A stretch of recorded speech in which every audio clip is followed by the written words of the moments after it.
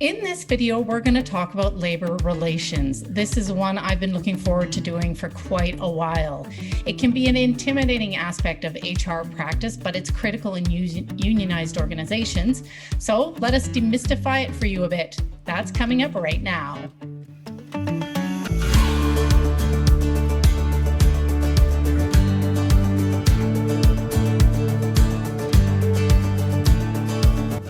I'm Andrea Adams and the host of HR Shop Talk. This is a show where you get expert insight into all things HR. I encourage you to subscribe to the show by clicking on the button at the bottom of the screen to continue learning from my smart and experienced guests. Today, my guest is Alexandra Montanaro. Alex is a labor relations specialist with over 12 years of industry experience, primarily in the public sector. She's participated in 19 rounds of collective bargaining and 14 as the chief spokesperson. She also has a degree in labor studies. Hi, Alex. Hi, Andrea. How are you? I'm good. You? Good. I'm good. I'm looking forward to this, like I said. So let's just get right into it and start out with a basic question. And this is one I see on Google quite a bit. What do you do in labor relations and what is it really like? Oh, that's a good question. I think it's different than what most people think it is. So I think most people think it's a lot narrower in scope, a field of practice than it truly is. So essentially, labor relations can have you be involved with anything that a unionized employee would be involved with. So predominantly, labor relations work involves collective agreement negotiation, interpretation and application of the collective agreement, developing, interpreting, and applying employment-related policies, interpreting and applying employment legislation. I regularly address employee performance management issues, including the application of discipline. I deal with investigations, grievance, arbitration handling, labor board hearings for things like unfair labor practices or union jurisdiction issues, complex health and accommodation issues. So it's quite vast. Something else I think we see a lot, out there is labor relations strategy.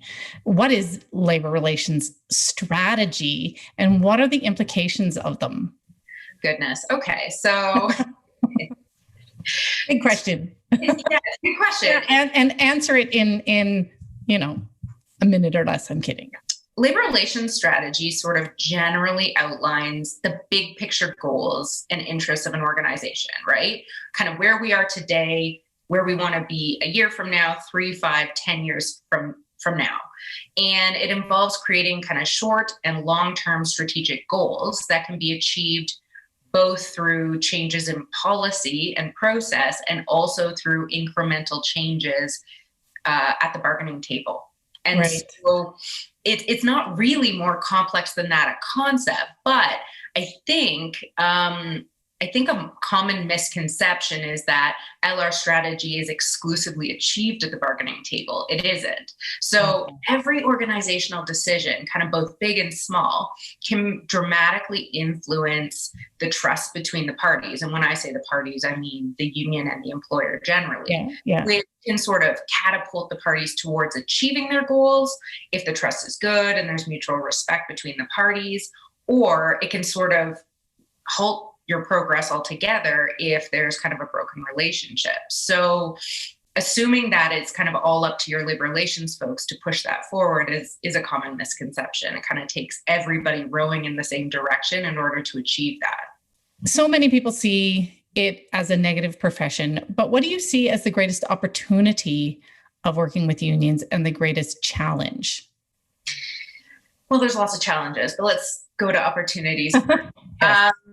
So I think the greatest opportunity is that a union representative or union representatives in general are generally elected employee advocates, paid to be employee advocates to ensure that their interests are met. And I've actually experienced many, many times over the years where unions have raised concerns, and typically through the grievance process, which has actually resulted in positive workplace change or improvements. Mm-hmm. And sometimes they push issues forward that maybe weren't taken seriously, or the effort to make those changes weren't considered before for political reasons or other operational reasons, but the union took them forward, and while they maybe came across as conflict or challenge to begin with, they ended up resulting in a far better outcome for the organization when you got to the other side. And so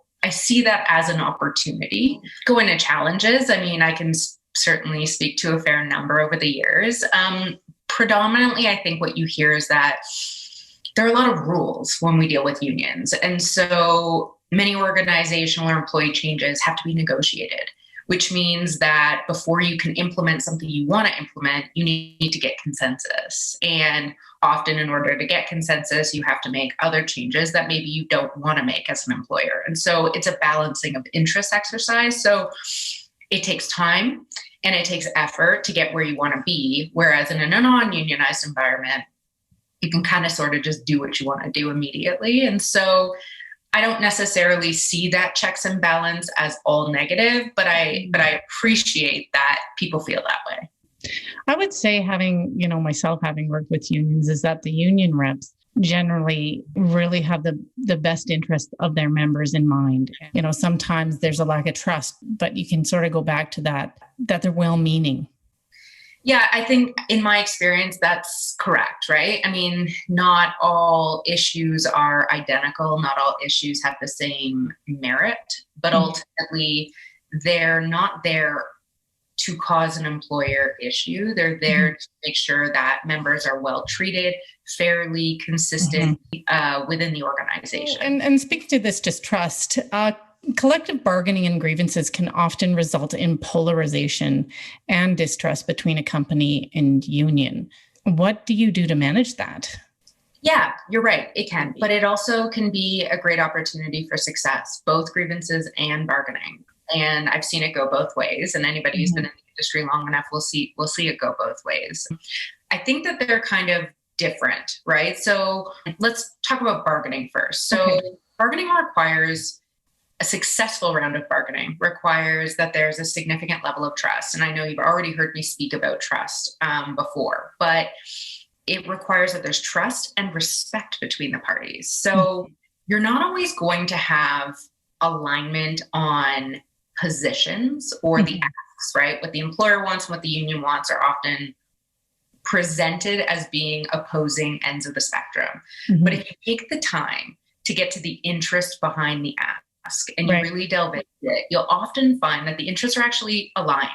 And so maybe the issue that was presented initially can't be achieved.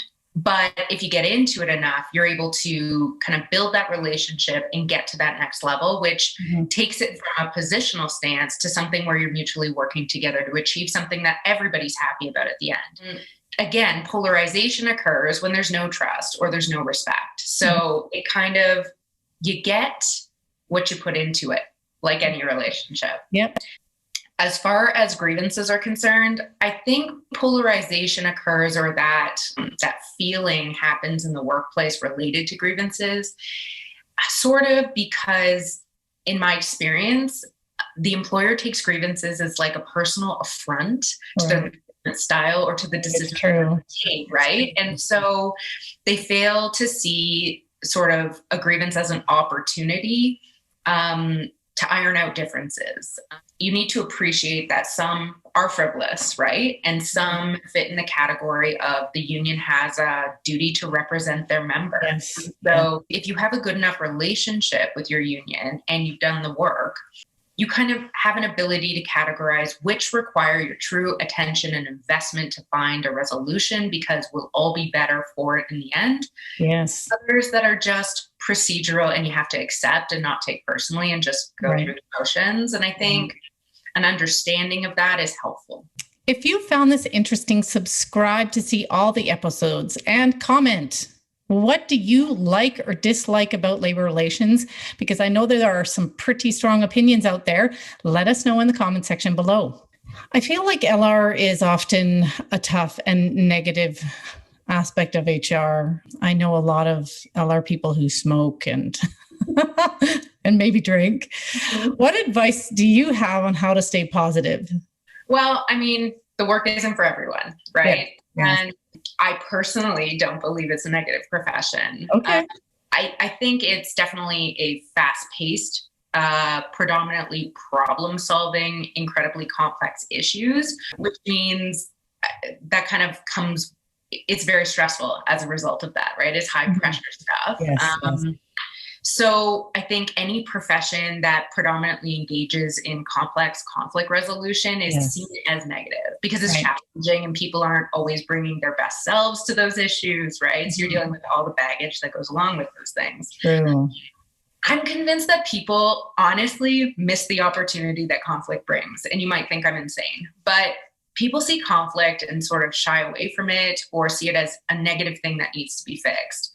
I see conflict as an opportunity because honestly, it clears away the smoke sort of around an issue and quickly identifies where people's interests lie, right? Like conflict tells you immediately what's important to somebody and it can facilitate a resolution much more quickly than other types of issue management can. So I think, I mean, while it's complex and high pressure, being the person who solves complex problems for an organization or who participates in that kind of problem solving is really rewarding. And so it's a balance, right? I think though, like you said, it's not for everyone. And maybe, part of that is that you just have to be able to see the opportunity in conflict and on a regular basis. Maybe it's just sort of part of who you are.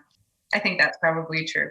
Okay, final question here. Can you reflect on the quality that someone has or needs to foster to be effective at LR? No problem. So I'd say first and foremost, exceptional communication skills would be the primary competency I look for when I'm recruiting team members. And I'm not talking about polished communication. I'm talking about people who sort of know how to engage people through communication. People who can take incredibly complex issues and find a way to explain them to people kind of at all levels of the organization. That's not a unique skill, but it's a necessary skill for this type of work because what we deal with is really complex and you need to be able to break it down and have people understand and kind of go along with you. Other than complex or communication skills, I look for sort of demonstrated complex problem solving skills, right? Inherently, LR work is sort of you lay out all the rules of the organization, legislation, policies, collective agreements, which sort of feels like a maze. And then you overlay the organizational issue or the demand that the union has put forward, and you're supposed to sort of achieve the goal. So kind of find the way through the maze while following all the rules and achieving the outcome that's been desired. So somebody needs to be kind of capable of doing that on a regular basis. So I look for those skills. And sort of lastly, I look for somebody who's able to build meaningful relationships and trust with stakeholders, right? Because you could be the smartest person in the world, but if you don't know how to engage people and they don't feel like they can trust you, then the rest of it's for naught. Okay, well, thanks, Alex. That was so informative and puts a positive lens on HR and an informative one. You may be interested in an episode on work-life wellness in a hybrid or remote environment. That link is here. Thanks for watching and see you next time.